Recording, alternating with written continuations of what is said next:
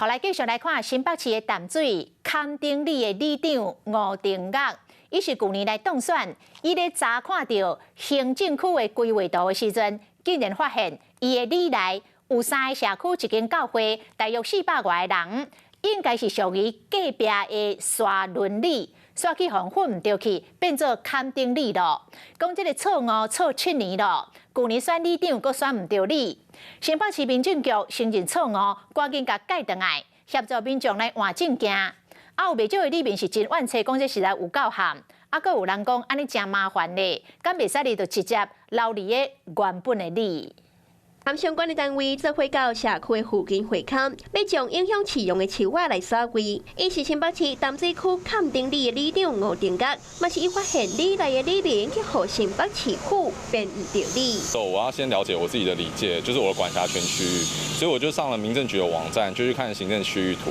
因为我也想说，会不会是行政区域图是错的？那我就打算问他们，那他们就跟我讲说，那个是对的。那当我知道是对的时候，我就说，那你们出事了。原来边仔勘顶里含沙仑里，拄好伫高界区的3个社区，大概有400外人的户籍，伫咧行政图应该是沙仑里。不过伫咧2016年，红变入去勘顶里，这斟到就是7档。去年里长的选举，竟然阁投唔到票，选唔到里长。跟潭林里这边的里办啊，也比较多有接触。如果是我的话，我会希望就是继续留在坎顶里就好了。这边是学区，然后如果里民有问题的话，会不会推脱也是一个问题。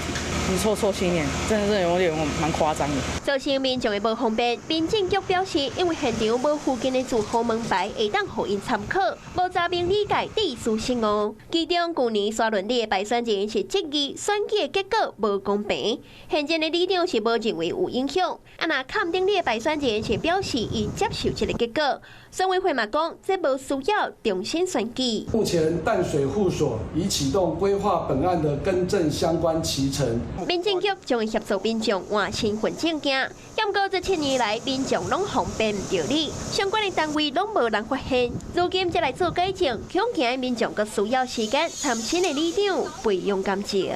Hello， 我是郑雅芳。想要抢先掌握最及时的新闻资讯吗？赶快订阅、按赞、开启小铃铛，锁定华视新闻 YouTube 频道。